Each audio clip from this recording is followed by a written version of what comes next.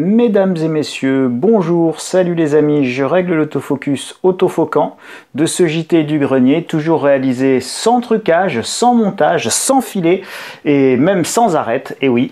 Et salut les amis, et cette semaine, je vais vous montrer pourquoi ça là. C'est un vrai, hein. Alors moi je ne ferai pas comme Gainsbourg, et je ne vais pas y mettre le feu, moi je suis à 20 € près, donc c'est... Ce billet de 20 €, je vais essayer de vous montrer pourquoi en fait il vaut plus 20 €, mais il en vaut plus que 2. Voilà, donc ça en fait est égal à ça.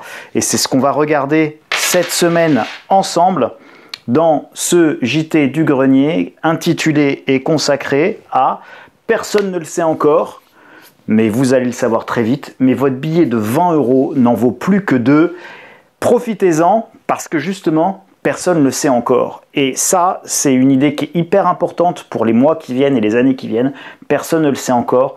Profitez-en. Je m'en vais vous expliquer tout ça, ou en tout cas partager avec vous un certain nombre de considérations sur un sujet qui est hyper lourd en termes de conséquences et d'impact que ça peut avoir sur les 20 prochaines années. Alors j'ai fait maintenant à peu près 10 ans que j'explique que si le placement en assurance vie a été l'un des meilleurs placements des 30 dernières années, c'est-à-dire années 90, première décennie des années 2000, ça sera le placement certainement l'un des plus mauvais des 30 prochaines années. Alors on en a fait déjà 10 ans où ça n'a pas été terrible, on voit d'année en année c'est de moins en moins bon, mais les 20 années qui viennent risquent d'être un petit peu plus compliquées. Alors souvenez-vous du JT de la semaine dernière, je vous parlais des pénuries et je vous donnais quelques exemples avec 2022 pour avoir un utilitaire.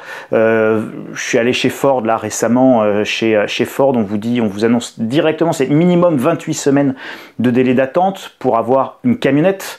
Donc vous imaginez 28 semaines pour avoir une camionnette. Je ne sais pas comment vont faire les livreurs d'Amazon pour vous amener vos colis s'ils doivent attendre plus de 6 mois. 28 semaines, c'est plus d'une demi-année. Hein, je rappelle, une année, c'est 52 semaines. Donc 28 semaines, c'est plus de la moitié d'une année. Ça va être compliqué hein, quand même. Hein, le coût de la logistique, du juste à temps, du dernier kilomètre, je vous dépose le petit bouquin Amazon directement chez vous, puis je monte, etc. Ça va être compliqué. Avec la livraison gratuite en plus. Hein. En plus, c'est gratuit. Plus de pneus pour nos agriculteurs, plus de produits pour les constructeurs, etc. etc. Donc voilà, donc c'est compliqué. Gardez en tête cette réalité des pénuries. Gardez en tête également, souvenez-vous de l'inflation, d'accord? Donc l'inflation, là je vous ai mis, c'est une dépêche Reuters que vous pouvez trouver sur le site Investir. Alors si vous tapez USA, l'inflation est plus intense que prévu par Bullard de la Fed, vous aurez cet article, vous pourrez donc vérifier par vous-même ce que je vous mets ici. Et donc doutez toujours, vérifiez toujours. Coupez toujours recoupez toujours vos informations. Ne me croyez surtout pas sur parole. Vérifiez, réfléchissez. Je vous donne des éléments de réflexion. Je ne vous donne surtout pas la vérité absolue et intangible. Voilà. Mais on se nourrit de réflexion, on débat, les commentaires ils sont là pour ça et c'est super. James Bullard, c'est le président de la Réserve fédérale, RF, c'est pas République française ici, c'est la Réserve fédérale, donc vous savez la Fed, qui est la Fédérale Réserve, qui est la banque centrale américaine, en réalité elle est composée de réserves fédérales régionales et donc notamment James Bullard, lui c'est le président de la Réserve fédérale de Saint-Louis et c'est l'un des 7 présidents des Fed régionales et il a dit tout simplement que là je vous lis exactement parce que je pense que ça sera trop petit. La hausse des taux dès l'année prochaine, qui prévoit des hausses de taux dès l'année prochaine pour contenir une inflation plus élevée qu'attendue et qui se révélera selon lui plus durable. Donc vous retenez vraiment une inflation plus élevée et une inflation plus durable. Bah oui, évidemment, c'est ce vers quoi nous allons et ce n'est pas faute de vous en parler depuis maintenant presque un an, même un an. Alors, on va parler de la valeur de la monnaie. Hein, souvenez-vous, je vous dis on va passer de ça, 20 € en pouvoir d'achat, à ça. D'accord? Donc ça ne veut pas dire que votre billet de 20 € il va se transformer en pièce de 2, ça veut simplement dire que votre billet de 20 € il va avoir à un moment donné, il risque d'avoir le pouvoir d'achat d'une pièce de 2. Donc voilà, c'est hop, et ça c'est le pouvoir d'achat qui vous reste à la fin. Vous pensez avoir ça dans votre portefeuille, hein, vous pensez avoir 20 €, mais en réalité vous allez pouvoir en acheter, en bouffer et en manger que pour 2 d'aujourd'hui. Alors, Pour ça, pour comprendre comment on peut passer d'un billet en parité de pouvoir d'achat, votre billet qui vaut 20 € aujourd'hui de pouvoir d'achat, comment on pourrait passer à l'équivalent d'une pièce de 2 € en le rétrécissant. Pour la valeur d'une monnaie, elle est liée à deux facteurs. Le premier facteur, c'est la croyance dans la valeur. Cette croyance dans la valeur, vous et moi, on la partage. C'est-à-dire qu'on sait qu'avec ce billet de 20 €, je sais pas moi, on a 1 kg de viande, on sait qu'on peut acheter, on peut aller au cinéma et au McDo, on sait qu'on peut, voilà, donc c'est ça qu'on sait nous ce qu'on peut acheter avec 20 € en fait. Donc on a la croyance dans une valeur. Et cette valeur, elle est très claire pour nous. Pourtant, elle est non dite. On ne vous dit pas, avec 20 €, le pouvoir d'achat de 20 €, c'est ça, ça, ça, ça, ça. En fait, vous le savez tous. C'est aussi naturel, la croyance dans la valeur d'une monnaie, que le fait de respirer le matin. Vous vous levez le matin, vous savez, si vous prenez un billet de 20 €, parce que vous partez pour votre journée avec 20 €, vous savez si vous allez prendre 20, si vous allez prendre 50 ou si vous allez prendre 100 en fonction de ce que vous allez faire. Donc, la valeur de votre monnaie, pour vous, elle est extrêmement claire, en fait. Donc, et elle est claire parce que ça repose sur une croyance et sur une expérience. Donc moi, je mets tout ça dans la croyance dans la valeur. D'accord ? La croyance et l'expérience fait que vous avez une intime connaissance du pouvoir d'achat de votre monnaie. Et puis évidemment, l'autre facteur de valeur de votre monnaie, eh ben c'est le nombre d'unités de monnaie en circulation et plus précisément la rapidité d'augmentation de nouvelles unité de monnaie. En fait, le problème, c'est la création de monnaie. C'est d'ailleurs pour ça que vous entendez plein d'amoureux du Bitcoin vous expliquer « Ouais, mais le Bitcoin, c'est un nombre fixe de Bitcoin, on ne peut pas faire n'importe quoi. Donc, comme on ne peut pas faire n'importe quoi pour le Bitcoin, il vaut très très cher, pourquoi pas 100 000 $? Effectivement, pourquoi pas 100 000 $, puisqu'il est en quantité limitée. Et donc, si demain on est 8 milliards d'êtres humains à vouloir, je ne sais plus, je crois que c'est quelque chose comme 20 millions de bitcoins maximum. Donc, si on est 8 milliards à tous vouloir un bitcoin, quelle est la valeur du bitcoin? Bah, évidemment, 20 millions d'unités disponibles versus 8 milliards d'habitants. Vous imaginez bien qu'on n'aura que des petits centimes ou des millièmes de bitcoin, mais ça sera compliqué d'en acheter un entier si tout le monde en voulait. Donc là, vous êtes sur la notion de rareté et de quantité d'unités, mais en réalité, ce qui est le plus important là, c'est la vitesse de création de nouvelles unités de monnaie, et donc c'est le principe, le phénomène de création monétaire. Donc c'est ce qu'il faut regarder pour comprendre la valeur d'une monnaie. Pour regarder le système, la vitesse de création d'une monnaie, vous regardez M1, les agrégats monétaires. Ouah, mot barbare, vous inquiétez pas, c'est très très simple, on appelle un agrégat monétaire M1, M2, M3, ce sont des manières de mesurer de façon différente les masses monétaires, c'est-à-dire l'évolution de la création de monnaie. Faisons simple. Vous pourrez regarder, faire vos propres recherches, agrégat monétaire, masse monétaire, etc. Mais globalement, c'est M1. Et donc M1, c'est le monnaie, c'est le cash. Et donc, si vous prenez par exemple les États-Unis d'Amérique, donc ça c'est un tableau de la Fed, on passe de 4 000 milliards en 2020, on est ici, 4 000 milliards de masse monétaire qu'on met dans le M1, dans la partie M1 qui est, on va dire, vraiment le cash. Donc les sous sonnants et trébuchants qui circulent. Et on passe de 4 000 milliards à 18 000 milliards. On fait x 4,5 en un an, les amis. En un an. En un an. Donc déjà, votre billet, là, c'est pas de 20 € mais de 20 $. À partir du moment où vous en avez 4,5 fois plus en un an, soyons très clairs, en données corrigées du fait que les États-Unis ont plus de porte-avions pour casser la figure de tout le reste de la planète, et donc ils ont le moyen de forcer le cours de la monnaie, c'est-à-dire même si vous ne voulez pas du dollar, vous êtes fortement incité à prendre le dollar, n'est-ce pas? Et de toute façon, je suis plus fort. Donc si tu ne prends pas mon dollar, je te casse la figure. Donc évidemment, ça veut dire quoi? Ça veut dire que si le billet là, ce n'est pas un billet de 20 € mais un billet de 20 $, quand vous avez créé 4,5 fois plus de dollars en une année seulement, et ben votre billet, normalement, votre pouvoir d'achat monétaire, il a été divisé par 4,5. Donc il vaut déjà 4,5 fois moins, c'est-à-dire 5 fois moins. Donc déjà, ça vaut plus que 4 $ en gros. D'accord? Donc votre billet de 20 $, dans les faits, il devrait plus valoir que 4 $. Mais comme personne ne le sait, comme personne n'en a conscience, comme on est juste au début du phénomène d'inflation, eh ben personne n'a encore réalisé. On est sur nos anciennes croyances. On croit en se levant tous les matins que nos 20 € ou nos 20 $, ils valent toujours 20 € ou 20 $. Et donc elle est là, la différence fondamentale. Mais vous voyez bien que par rapport à la quantité de monnaie, vous n'êtes déjà plus dans cette réalité-là. Donc vous avez une dissonance majeure entre votre croyance de la valeur monétaire, de pouvoir d'achat, et la réalité de la création monétaire de l'autre.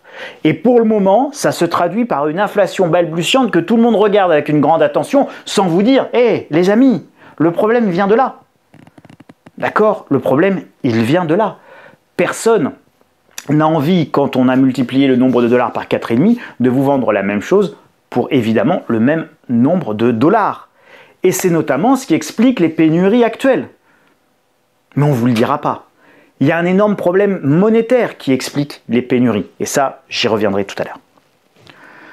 Vous allez me dire, en Europe, je veux savoir ce qui se passe en Europe. Alors, en Europe, vous avez ici le graphique de l'évolution de la masse monétaire. Alors, pour juste vous donner un petit ordre d'idée, là, ici, on est en 1999 et on va jusqu'en 2009. D'accord? Donc, globalement, jusque de 1999 à 2009, la masse monétaire M1 de la Banque Centrale Européenne, elle est inférieure à 1000 milliards d'euros. D'accord? À partir de 2009, eh ben, vous savez, c'est la crise des subprimes. Pour les plus jeunes, vous ne l'avez pas vécu. Pour les un petit peu plus vieux, vous l'avez évidemment vécu, vous vous en souvenez. On commence à faire de la création monétaire. C'est les augmentations que vous avez là, là de 2009 à 2012 avec les problèmes de la Grèce, etc. On va y revenir aussi. Et puis après, la masse monétaire, regardez comme elle évolue. À partir de 2016, on atteint un point bas, 2015-2016, et puis ça va repartir. Et regardez ici, fin 2019, début 2020, et 2021, c'est un accroissement évidemment très significatif et on va passer de globalement 4500 milliards d'euros à peu près 7000 milliards d'euros de masse monétaire. Donc on a 50%, un peu plus de 50% d'augmentation de la masse monétaire. Ça veut dire qu'aujourd'hui, votre billet de 20 euros par rapport à la quantité de monnaie, il ne vaut pas 20, il devrait valoir 10 euros. D'accord? Il ne vaut pas encore 2. Il ne vaut pas encore 2 euros. Il ne s'est pas encore transformé dans votre pièce de 2 euros. Il ne vaut plus 20 euros en termes de création monétaire. Il vaut plutôt quelque chose comme 10 euros en termes de parité de pouvoir d'achat relatif si on regardait juste la création de monnaie. On voit également qu'il y en a eu beaucoup moins que le dollar. Ça veut dire qu'avoir un euro qui soit plus fort que le dollar, c'est pas complètement surprenant de voir que la valeur de l'euro sur les marchés est plus élevée que la valeur du dollar. C'est assez normal. Il y a eu moins de création monétaire d'euros que de création monétaire de dollars. Donc l'euro étant plus rare, entre guillemets, avec toutes les guillemets qu'il faut, eh bien évidemment l'euro vaut plus par unité de pouvoir d'achat que le dollar qui est beaucoup plus abondant. Alors ce n'est pas le seul élément. Vous avez un autre élément aussi qui va expliquer que de toute façon, cette création monétaire, elle va devoir se poursuivre, qu'on ne va pas pouvoir l'arrêter comme ça. Et pour ça, il faut regarder du côté de l'endettement, des dettes des pays, puisque cette création monétaire, elle a une raison. Et la raison, c'est qu'elle sert à financer des déficits, des dépenses, des dettes, de l'endettement, qui n'est plus finançable ou financé uniquement par l'épargne des ménages. Vous savez, c'est normalement, dans un monde normalement convenablement bien fait en termes économiques, c'est les excédents des uns qui financent les déficits des autres, c'est l'épargne des uns qui finance le besoin de crédit des autres.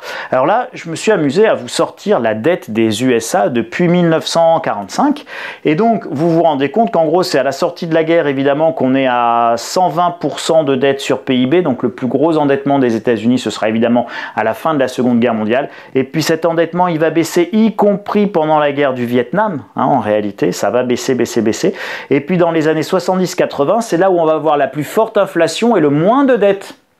Je reprends, pendant les années 70-80, c'est là où on va voir l'inflation la plus importante, et pourtant c'est là où on aura le moins de dettes. Je dis ça, je dis rien, mais à bon entendeur, salut, notez-le les amis. Et puis, on va lutter contre l'inflation à la fin des années 80, donc c'est la période Volcker.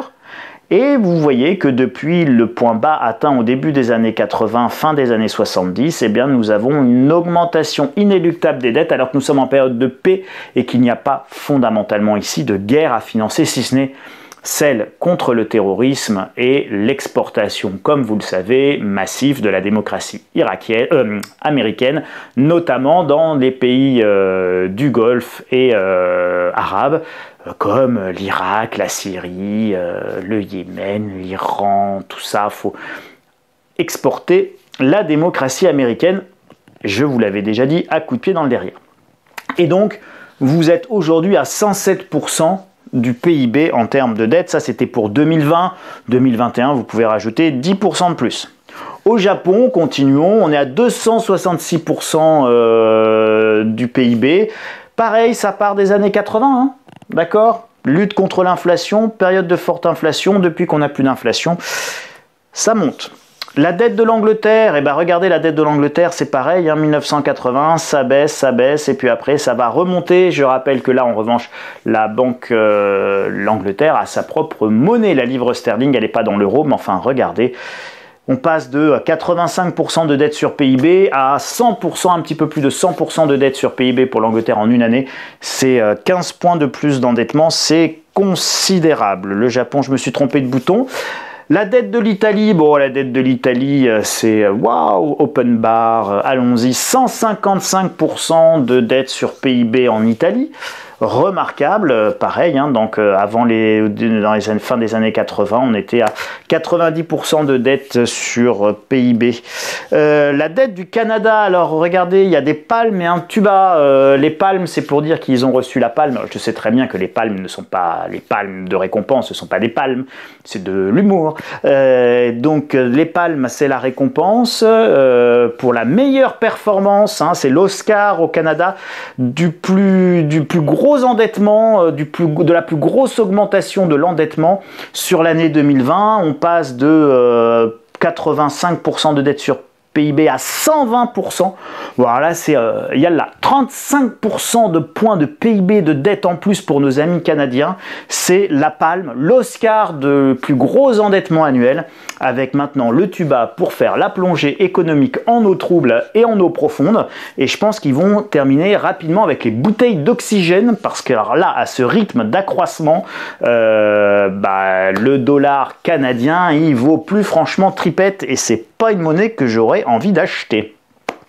La France, les amis, nous, notre petit nombril, on a quand même une bonne augmentation, hein, 115%, enfin un peu plus de 115%, c'est des valeurs arrondies au pourcent inférieur.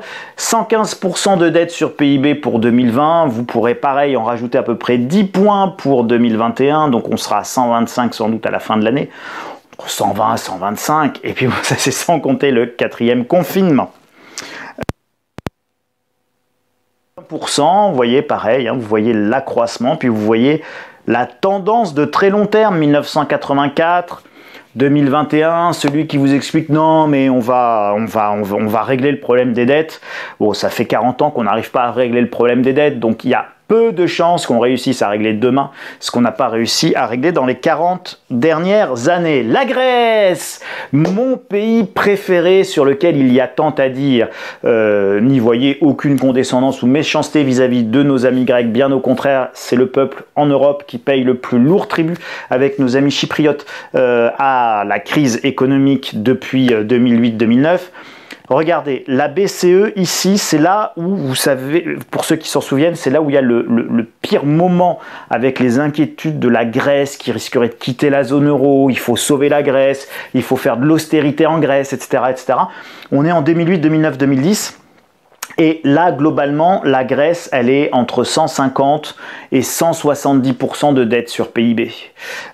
Aujourd'hui, elle est à 205% de dette sur PIB. Donc, vous voyez que non seulement ça les a pas franchement aidés, mais aujourd'hui, évidemment, la situation est pire qu'il y a 10 ans. Voilà.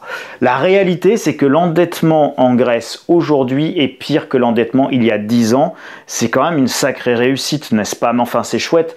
Ils achètent de l'armement aux Allemands et aux Français en espérant s'en servir sur les Turcs en face. Vous voyez, c'est quand même extraordinaire. Donc là, par contre, quand ils achètent des armes, l'Allemagne et la France sont nettement moins regardantes sur, évidemment, l'endettement de la péninsule grecque, hein, et de nos amis hellènes. Mais alors regardez ce qui est important. Ah oui, oh, ça j'aime bien regarder. Alors, vous voyez là, 2010 en gros. Hein, bon. Et donc vous voyez, là on se dit, oh là là, la Grèce, catastrophe, faillite, machin, tout ça.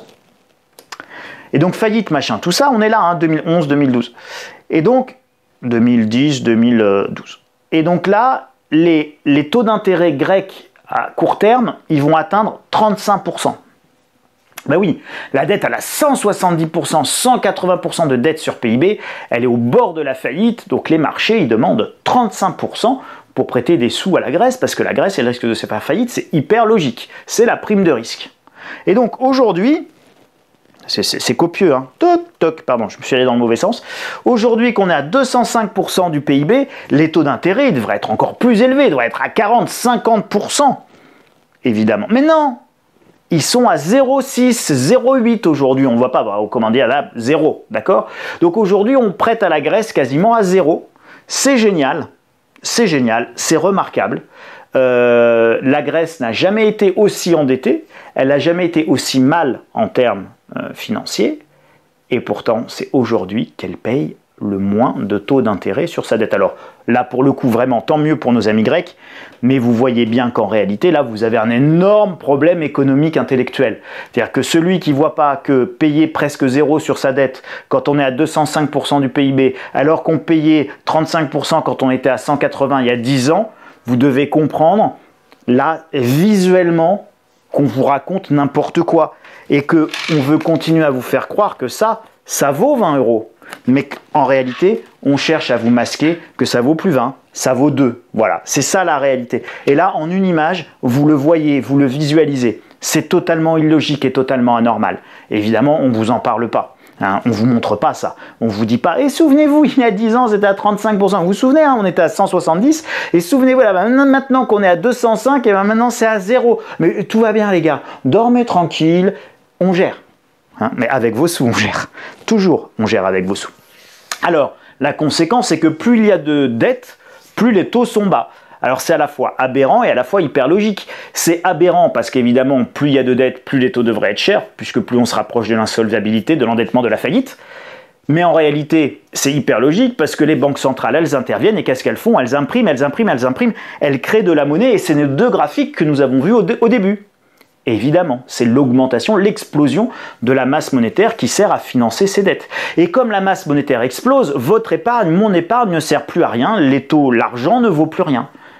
L'argent ne rapporte plus rien. Les taux sont donc au plus bas, soit ils sont à 0, soit ils sont négatifs, et l'argent ne rapporte plus rien. C'est hyper logique. Quand il y a autant de création d'argent qu'il y a de besoin d'argent, et ben l'argent en excédent que vous et moi on peut détenir, et ben il vaut rien, on n'a pas besoin de notre argent. Les États, les banques n'ont pas besoin de votre argent, ils n'ont pas besoin de votre épargne pour faire quoi que ce soit, ils vont à la banque centrale, ils disent file-moi 100 000 milliards, et puis on leur fait 100 000 milliards, 1 milliard de milliards, 1000 milliards de milliards, 1 trilliard, et un plan de relance à 2000 à 1700 milliards de dollars, et un autre plan de relance à 2000 milliards, et etc., etc. Et on paye, et on paye, et on paye, et on est dans l'hélicoptère monnaie, et on explose la masse monétaire. Résumons, les amis. La quantité de monnaie explose pour toutes les devises. Voilà, pour toutes les devises. Ensuite, enfin, je parle des grandes devises, des grandes monnaies, hein, mais même pour le Venezuela, le bolivar, si vous voulez investir en bolivar, je vous regarde. Les dettes explosent partout dans le monde. Alors effectivement, dans certains pays, ça va un peu moins vite, etc. Il y a des différences de vitesse, mais hormis la Russie de Poutine, qui est extrêmement bien gérée, c'est quand même très compliqué au niveau de l'endettement partout dans le monde. Et enfin, les taux sont à 0 ou négatifs, ce qui veut dire que votre argent ne rapporte plus rien, le vôtre comme celui en général. Reprenons donc, si l'argent ne rapporte plus rien, que la quantité de monnaie et d'argent en circulation explose et que les dettes sont hors de contrôle, alors votre monnaie ne vaut déjà plus rien. Et vos 20 € qui sont ici, en réalité, ils valent déjà plus rien. Alors, quand je dis plus rien, ils valent peut-être 2, ils valent peut-être 5, ils valent peut-être encore 10, mais on a une accélération majeure de l'érosion de la monnaie. Et donc, il va falloir de l'érosion de la valeur de la monnaie, c'est-à-dire de l'érosion du pouvoir d'achat de votre monnaie. Hein, on parle bien de la réalité qui vous intéresse, vous et moi, c'est quoi? C'est le pouvoir d'achat de notre billet de 20 €. C'est ce que l'on peut obtenir avec notre salaire. Moi, vous pouvez me payer 100 millions d'euros, si avec 100 millions d'euros je m'achète une boîte d'allumettes, je ne serai pas multimillionnaire. Ou si vous savez, c'est comme au Zimbabwe avec leur billet à 50 000 milliards de dollars zimbabwéens, avec billet qui valait 7 euros. Donc voilà, vous n'êtes pas milliardaire évidemment en pouvoir d'achat, donc personne ne s'en est rendu compte encore. Et là par contre, vous avez une fenêtre de tir, une fenêtre d'opportunité qui est très intéressante en termes patrimonial. Conclusion. Personne ne veut encore admettre que la monnaie ne vaut plus rien. Et là, quand vous allez cesser cette vidéo et que vous allez y réfléchir et vous allez vous dire, si le persona il a raison, si ça vaut vraiment plus en termes de pouvoir d'achat que ça, qu'est-ce que j'en fais alors de mes billets? Qu'est-ce que je fais de mon épargne? Qu'est-ce que j'ai intérêt à en faire? Et puis bon, c'est vachement perturbant quand même. Parce que non, mais ça vaut encore 20 euros. Parce qu'aujourd'hui, si vous allez dans votre supermarché préféré et qu'avec 20 euros, vous allez quand même pouvoir faire des courses, acheter à manger, machin, etc. Donc, dans la vie de tous les jours, oui. Parce que personne ne veut encore admettre que la monnaie ne peut plus valoir la même chose. Et les gens vont progressivement l'admettre, et c'est le phénomène d'inflation naissante auquel vous êtes en train d'assister. Et donc, soit cette inflation naissante, elle est tout de suite cassée, soit si elle n'est pas tout de suite cassée, par une hausse très forte des taux d'intérêt, et par une baisse de la masse monétaire et de la quantité de monnaie en circulation, d'accord, il faut rebaisser tout ça. Et bien, si vous ne baissez pas la quantité de monnaie et si vous n'augmentez pas les taux d'intérêt, et bien qu'est-ce qui va se passer? Vous allez avoir petit à petit un emballement inflationniste. Votre billet de 20 euros n'a de valeur que celle que vous lui accordez encore. Et c'est parce que vous croyez que vous allez toujours faire vos courses et que le commerçant d'en face, quand j'ai entendu Michel-Édouard Leclerc expliquer qu'il était hors de question qu'il accepte les augmentations de prix, machin, etc., je rigole. Il va les accepter, les augmentations de prix, il va le bouffer son chapeau. Et les augmentations de prix, il va devoir vous les impacter, vous les refacturer, parce que sinon il n'aura plus rien à vous vendre dans son magasin. Parce que les gens ne voudront pas vendre, le producteur il ne voudra pas vendre à Leclerc, tant pis, rien à faire. Parce que s'il vend à Leclerc sans les 10% ou sans les 15% de plus d'augmentation, le producteur il va perdre de l'argent. Et donc il ne vendra pas à perte. Voilà, donc il ne vendra pas. Lorsque l'inflation montera, progressivement, la confiance va s'éroder et vous allez voir les prix augmenter et donc vous allez vouloir acheter de plus en plus rapidement et donc l'inflation va devenir une spirale inflationniste auto-entretenue par le comportement de tous les agents économiques. Profitez de votre argent maintenant pour le convertir en actifs tangibles hors de la monnaie car les gens ne savent pas encore ce qu'il va se passer. La prise de conscience n'a pas eu lieu, donc le phénomène d'inflation auto-entretenu ne s'est pas encore mis en place et n'existe pas encore, mais on y va tout droit et c'est exactement ce que vous disait Bullard de la Réserve fédérale. Évidemment, il le sait comme je le sais et comme j'essaye de vous le montrer. Alors, ça veut dire quoi un actif hors de la monnaie? L'immobilier, c'est hors de la monnaie. Une voiture, c'est hors de la monnaie. Un tableau de maître, c'est hors de la monnaie. Votre bicyclette, c'est hors de la monnaie. Si vous voulez acheter une trottinette électrique ou un vélo électrique aujourd'hui, vous en trouvez encore à 600, 800 euros. Peut-être que demain, ça vaudra 8000 euros. Vous voyez, si on a un emballement inflationniste. Donc finalement, il vaut mieux acheter votre vélo électrique que vous aviez envisagé d'acheter ou votre nouvelle voiture peut-être aujourd'hui que de l'acheter demain. Pour la nouvelle voiture, c'est un peu moins vrai parce qu'on a un changement, on va vers le véhicule électrique, etc., la fin des véhicules thermiques. Donc là, c'est un petit peu plus compliqué de faire un choix.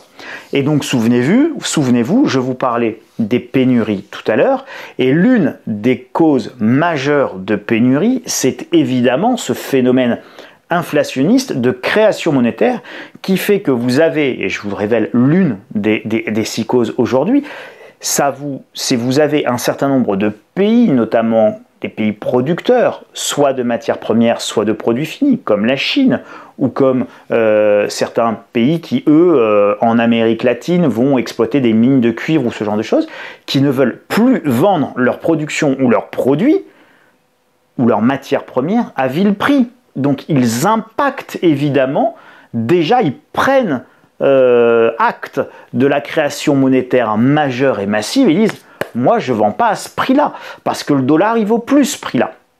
Donc évidemment, j'augmente mes prix et je ne brade pas mes ressources ou je ne brade pas mes productions. Et donc vous avez un jeu très important qui se joue évidemment autour de ça.